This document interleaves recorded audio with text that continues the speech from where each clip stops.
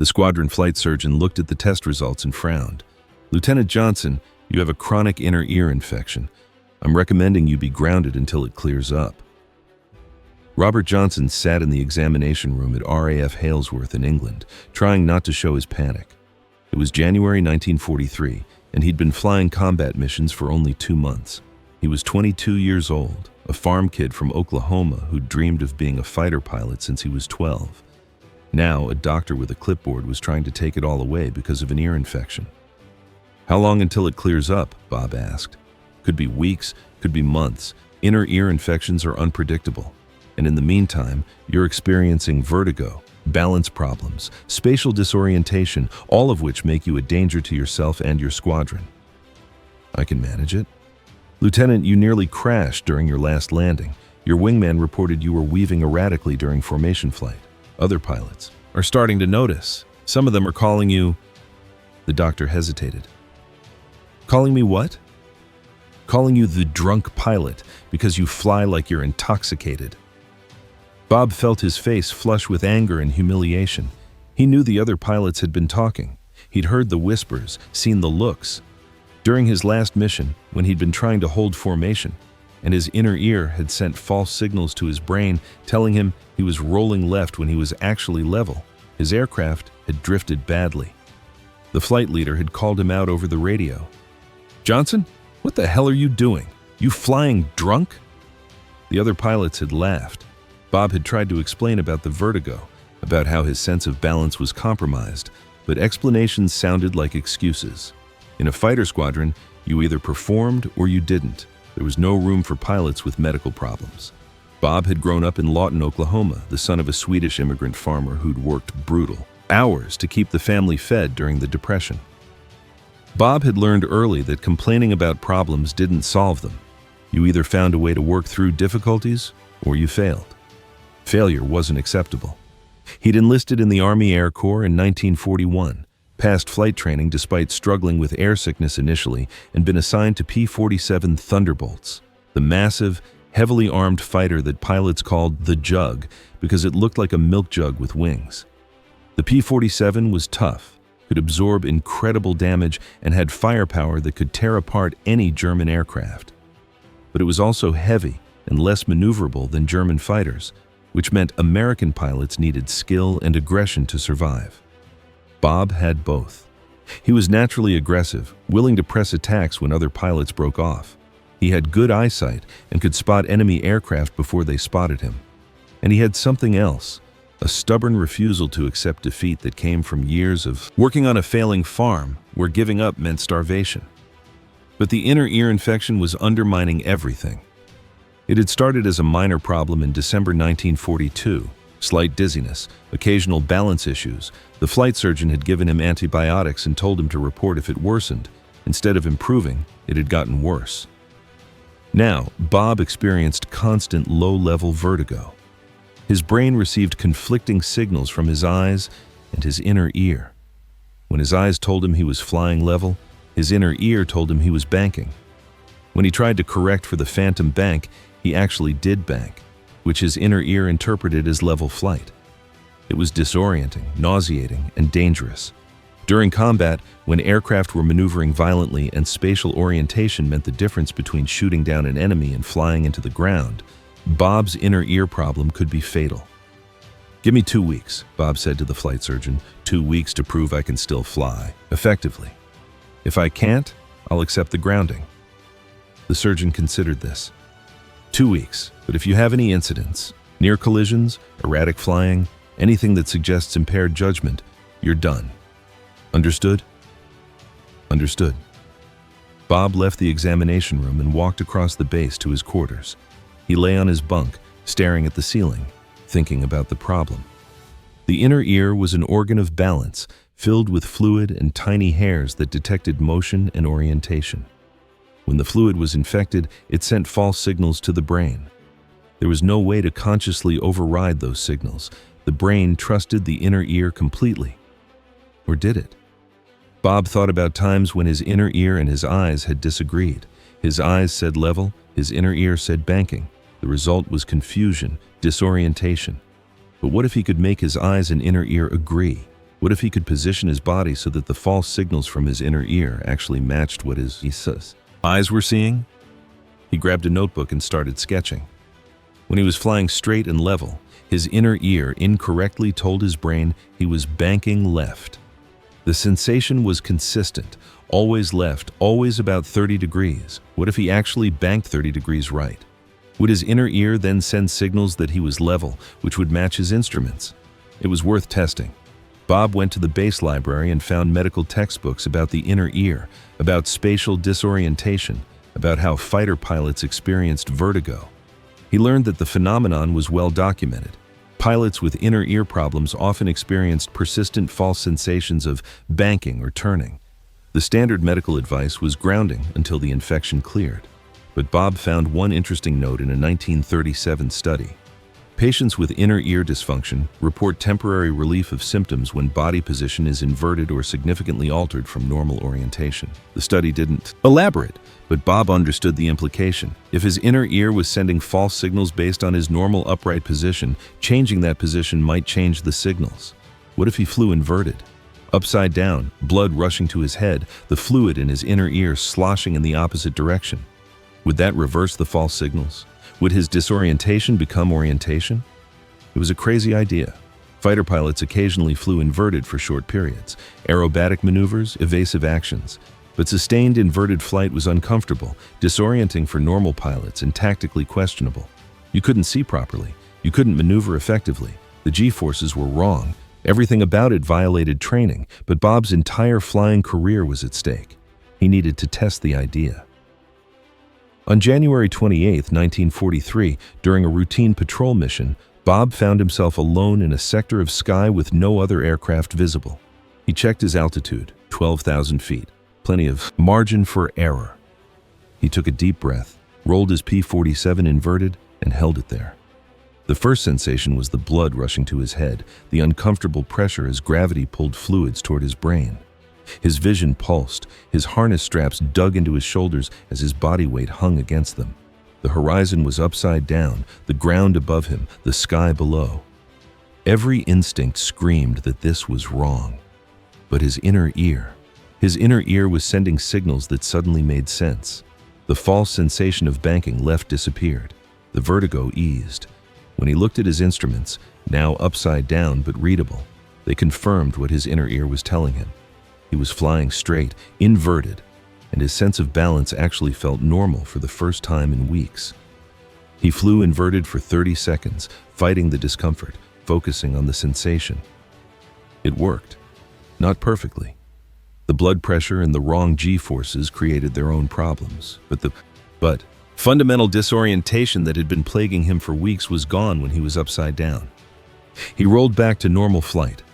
Immediately, the vertigo returned, the false sensation of banking, the disagreement between his eyes and his inner ear. But now he understood.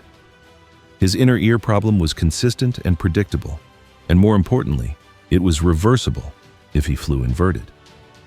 Over the next week, Bob practiced.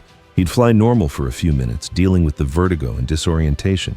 Then he'd roll inverted, and for those brief periods upside down, his balance would normalize. He developed a technique: use inverted flight strategically during moments when precise control was critical. Approach combat normally, engage normally, but if he needed perfect spatial awareness for a critical shot, roll inverted. The other pilots noticed his inverted flying, but assumed it was just unusual aerobatics.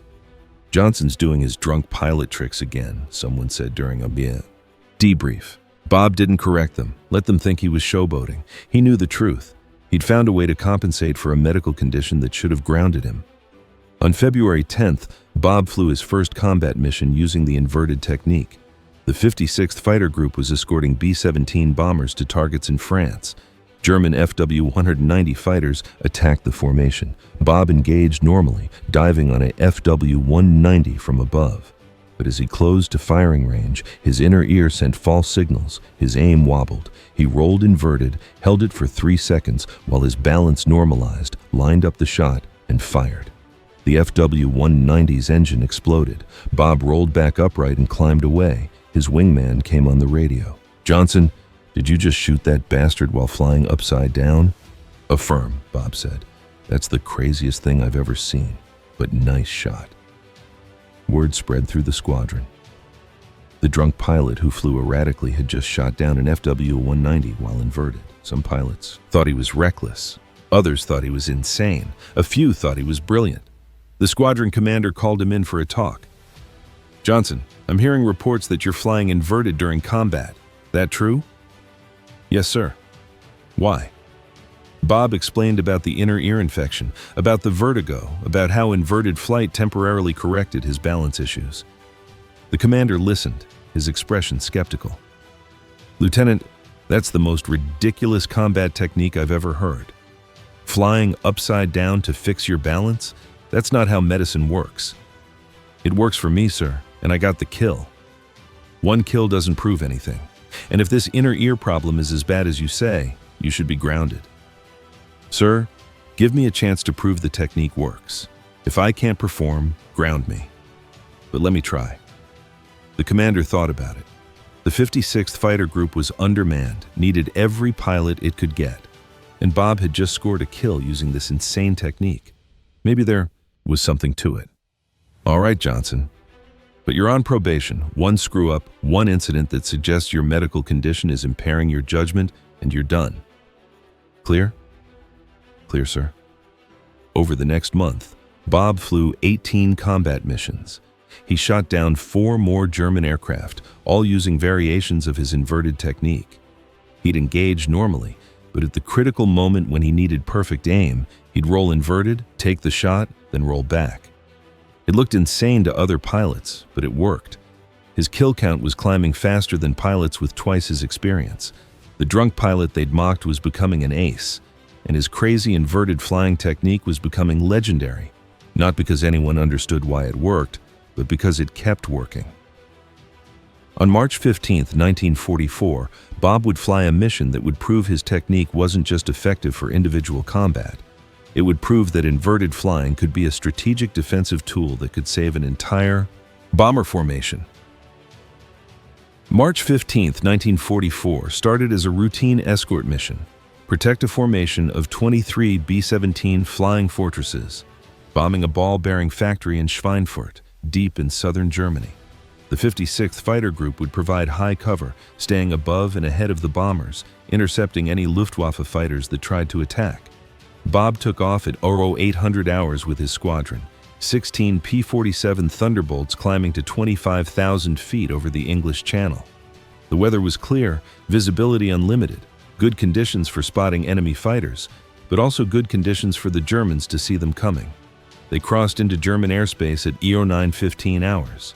The bombers were below them at 20,000 feet, flying in tight formation, their contrails creating white lines across the winter sky.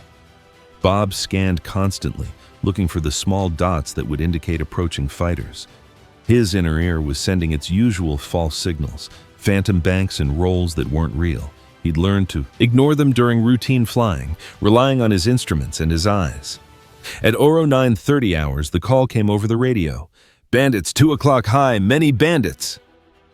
Bob looked. High and to the right, maybe at 28,000 feet, a formation of dark specks was diving toward the bombers. He counted quickly, more than 40 aircraft. Focke-Wulf FW-190s and Messerschmitt Bf-109s, a coordinated attack by at least 2 full Luftwaffe fighter groups. The American P-47s had 16 fighters. The Germans had at least 47. The mathematics were terrible. The squadron commander made the only call he could. All aircraft engage, keep them off the bombers. The P-47s climbed, trying to intercept the Germans before they reached the B-17s. But the Luftwaffe had altitude and speed advantage. They were already diving, already building velocity, already committed to the attack. The best the P-47s could do was harass them, disrupt their attack runs, make them break off before they could concentrate. Their fire on the bombers. Bob pushed his throttle forward, his P-47's massive Pratt & Whitney R2800 engine roaring at war emergency power. He climbed toward a group of 4 FW-190s that were setting up a coordinated attack on the lead B-17 squadron. If those 4 got clean runs, they'd destroy multiple bombers. The FW-190s carried heavy cannons that could tear apart a B-17 with just a few hits. Bob opened fire at extreme range, more to disrupt than to hit. His tracers arced through the sky ahead of the FW-190s. The German pilots saw the fire and broke formation, scattering to avoid the incoming rounds. Good. He'd disrupted their attack, but there were 3 more groups of FW-190s behind the first group, and at least 20 Bf-109s positioning for follow-up attacks. The sky erupted into chaos. P-47s and German fighters tangled in a massive furball, aircraft twisting and turning, tracers crisscrossing, radio chatter overlapping into incomprehensible noise. Bob lost sight of his wingman, lost track of his squadron, found himself alone in a section of sky filled with enemy aircraft. A Bf-109 dove past him, chasing a damaged P-47 that was trailing smoke. Bob rolled after the German, diving to catch him. His inner ear immediately sent false signals. The dive felt like an inverted climb, his sense of up and down reversed. He fought through the disorientation, trusting his instruments, closing on the Bf-109, but his aim was off. The vertigo was affecting his spatial awareness, his sense of where the target was relative to his guns. He fired a burst that passed behind the Bf-109, missing by 20 feet. The German pilot saw the tracers, broke hard left, and Bob lost him in the turn. He climbed back toward the bombers. Below, the B-17s were under sustained attack. German fighters were making coordinated runs from multiple angles, their cannons tearing into the formations. Bob saw one bomber's wing fold, saw the aircraft begin its long fall toward the earth, saw parachutes blossoming. At least some of the crew got out. But the remaining 22 B-17s were holding formation, their gunners firing desperately at the attacking Germans. The bomber formation's defensive fire was formidable, 10 50 caliber machine guns per aircraft, more than 200 guns total. But the German fighters were experienced, knew how to exploit the bombers' blind spots, knew how to coordinate attacks so the gunners couldn't track multiple threats. Bob looked around. The other P-47s were scattered, each pilot engaged in individual dogfights, trying to protect the bombers but outnumbered more than 2 to 1. There weren't enough American fighters to cover every attack. The Germans were going to break through, going to destroy multiple bombers, unless something changed. Bob made a decision. He couldn't dogfight effectively with his vertigo throwing off his spatial awareness during normal flight. But he could fly inverted, where his balance normalized, where his sense of position was accurate. What if he flew inverted for extended periods, positioned himself as a barrier between the German fighters and the bombers? It was insane. Sustained inverted flight was exhausting, uncomfortable, limited visibility. But Bob's entire technique was built on doing things that seemed insane because his medical condition required unconventional solutions. He climbed to 23,000 feet, positioned himself directly above the bomber formation, and rolled inverted. The world flipped. Sky below, earth above, bombers above him now relative to his inverted position. Blood rushed to his head. His harness straps dug into his shoulders, but his inner ear suddenly felt normal. The false sensations disappeared. His sense of balance, of position, of spatial relationships became clear and accurate. He throttled back slightly to match the bomber's speed, flying inverted formation about 3,000 feet above them. From this position, he could see German fighters setting up attack runs. And more importantly, he could intercept them with perfect spatial awareness without the vertigo that plagued him during upright flight. A group of 3 FW-190s dove toward the bombers from Bob's left. They were focused on their targets, not looking for threats from above. Bob rolled, which from his inverted position was actually a roll that kept him inverted relative to the ground, but changed his orientation relative to the attacking fighters. He dove, still inverted, closing on the lead FW-190. The German pilot never saw him. Bob's angle was wrong, inverted, approaching from a direction no sane pilot would attack from. He fired a 2-second burst. The FW-190's cockpit shattered. The aircraft nosed over and fell. The other 2 FW-190s broke off their attack, confused. They'd seen their leader go down but couldn't identify where the fire had come from. Bob was already climbing back to his inverted station above the bombers. Flying inverted was becoming difficult. The blood pressure in his head was building, creating a pounding headache. His arms were tiring from holding the stick in an unnatural position. But his balance was perfect, his spatial awareness was perfect, and he was positioned where he could intercept attacks before they developed. Two Bf-109s came in from the right, diving fast. Bob rolled inverted toward them, a maneuver that looked like a crazy barrel roll from their perspective, but was actually a calculated intercept. He fired a long burst, hits on the wingman's engine. The Bf-109 began trailing smoke, broke off the attack. The lead Bf-109 pilot saw Bob's P-47 flying inverted and hesitated, clearly confused by the unusual attitude. That moment of hesitation gave Bob the opening he needed. He adjusted his aim, easier now with his balance normalized, and fired again. The Bf-109's tail came apart. 2 kills, maybe 3 depending on whether the smoking Bf-109 made it home. But Bob was reaching his physical limits. He'd been flying inverted for nearly 3 minutes and the blood pressure was becoming unbearable. He rolled upright, gasped as the blood drained back toward his legs, felt the immediate return of vertigo and disorientation as his inner ear resumed sending false signals. He climbed, giving himself a minute to recover. Below, German fighters were still attacking the bombers, but with less coordination now.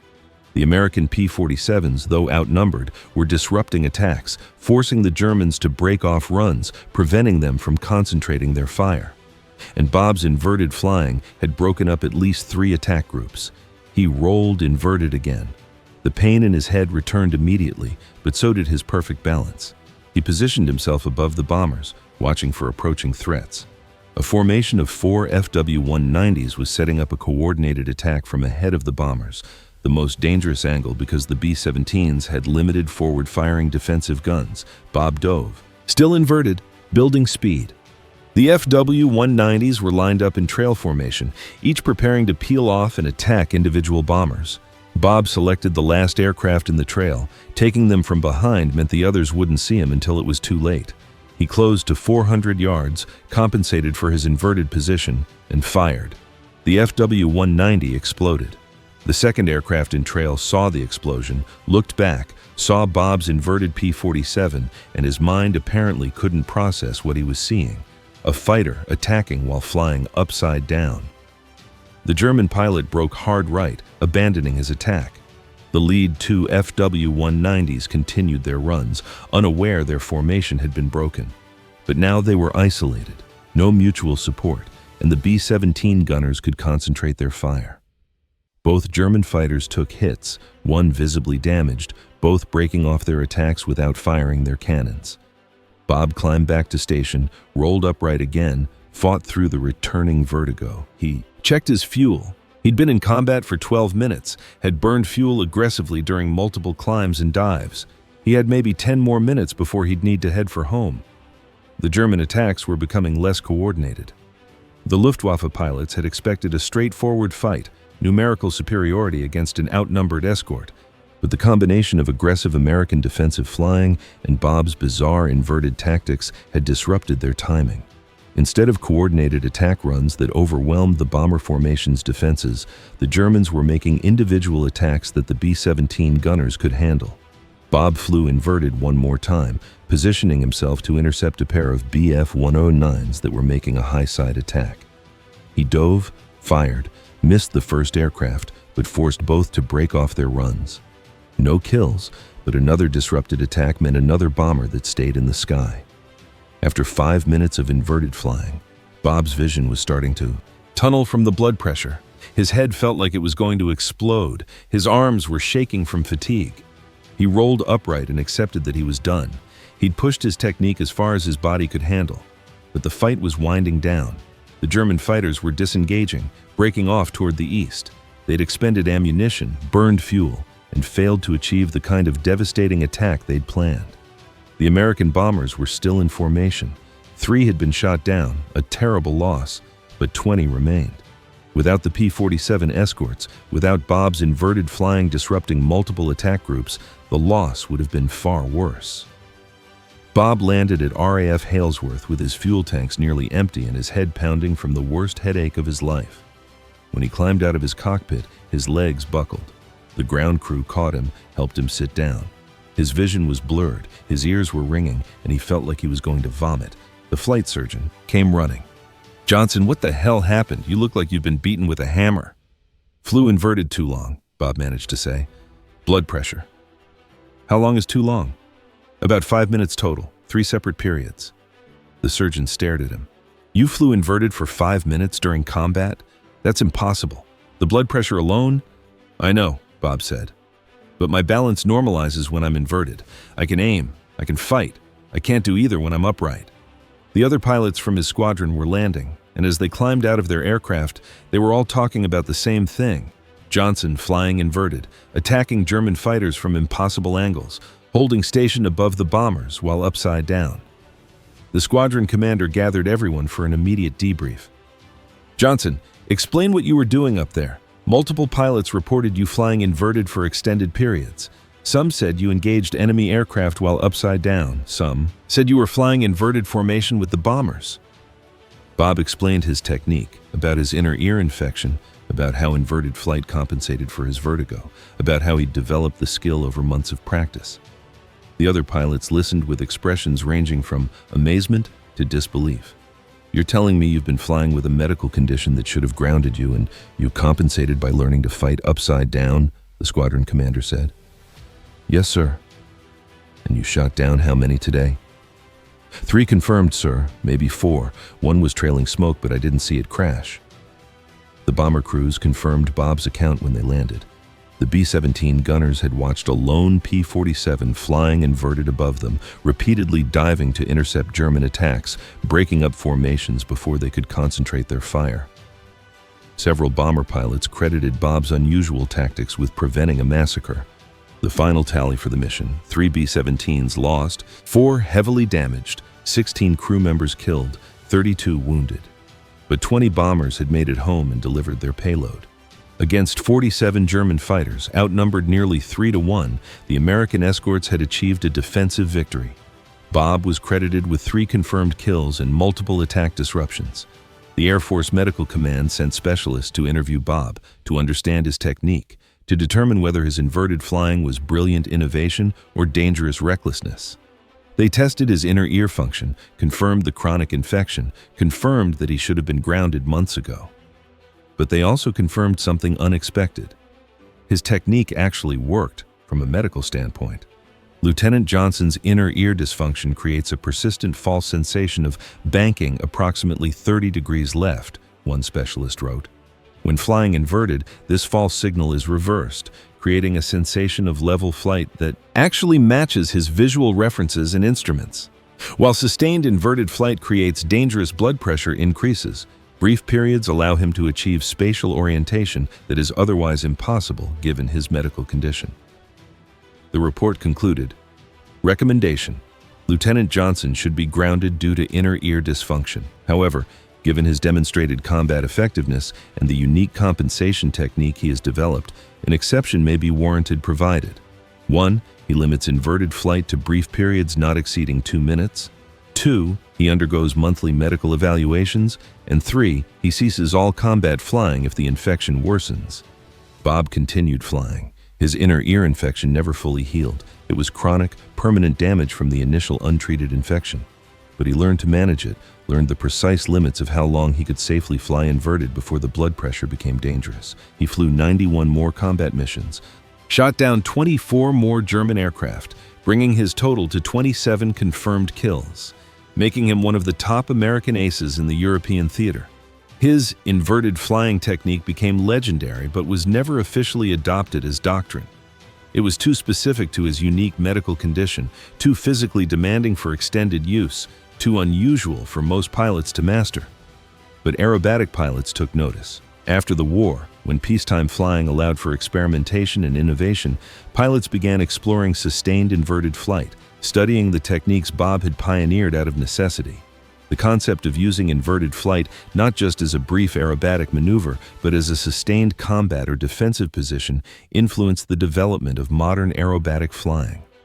The Thunderbirds and Blue Angels, the military demonstration teams that would emerge in the 1950s, practiced sustained inverted formation flying, something that had been considered impossible or impractical before Bob proved it could be done.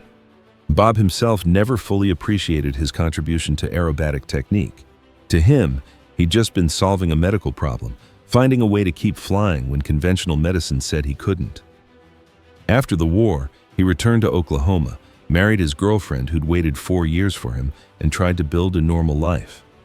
But the inner ear damage was permanent. He experienced constant vertigo during normal activities, walking, driving, even sitting still. His balance was compromised. Simple tasks that others took for granted were challenging. He had to give up flying entirely in 1948 when a routine civilian flight ended with him nearly crashing because the vertigo overwhelmed him during landing. He became a representative for Republic Aviation, the company that built the P-47 Thunderbolt. He traveled to air shows, gave speeches, talked to young pilots about his experiences. And always, people wanted to know about the inverted flying, about how he'd learned to fight upside down. It wasn't brave or heroic, Bob would say. It was just the only way I could fly with my medical problem. If my inner ear had been normal, I never would have thought to try it. But the pilots who studied his technique understood something Bob didn't fully recognize. He hadn't just compensated for a disability. He'd discovered something fundamental about human spatial orientation and aircraft control.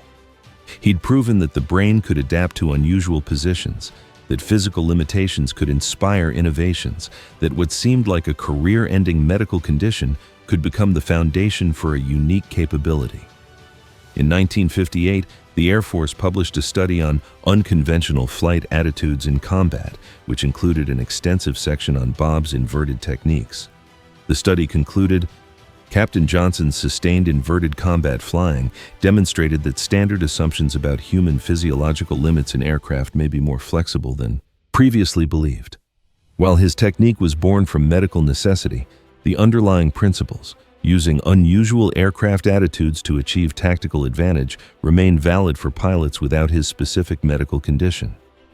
Modern fighter pilots learn inverted flight as part of their training, though rarely for combat applications. The technique is used more for aerobatics, for demonstration flying, for testing aircraft control in unusual attitudes. But the principle Bob proved, that fighting from an inverted position could work, opened doors for aerobatic innovations that followed. The Thunderbirds, in particular, studied Bob's wartime experience when developing their inverted formation routines in the 1960s.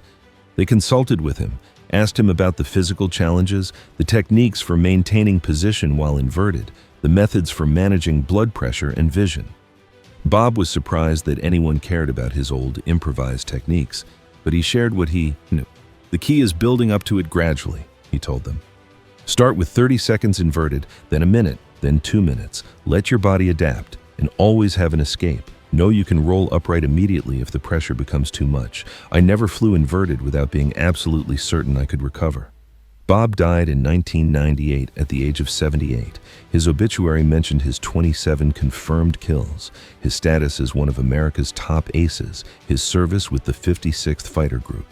It mentioned the Distinguished Service Cross, the Silver Star, the Distinguished Flying Cross with multiple clusters. It did not mention his inner ear infection, his chronic vertigo, or the inverted flying technique he'd developed to compensate. But at his funeral, attended by fighter pilots from multiple generations, several speakers told the story of the drunk pilot who'd been mocked by his squadron mates, who'd flown inverted during combat, who'd shot down German fighters while upside down. Younger pilots, who'd grown up watching the Thunderbirds perform inverted formation aerobatics, suddenly understood that the entertainment they'd watched had roots in a desperate wartime innovation by a pilot fighting both the enemy and his own body's betrayal. One of Bob's squadron mates from the 56th Fighter Group, now in his 80s, spoke at the funeral. We called him the drunk pilot because he flew erratically. We didn't know he had a medical condition. We didn't know he was fighting vertigo on every mission. We just knew he was different, odd, didn't fly like the rest of us.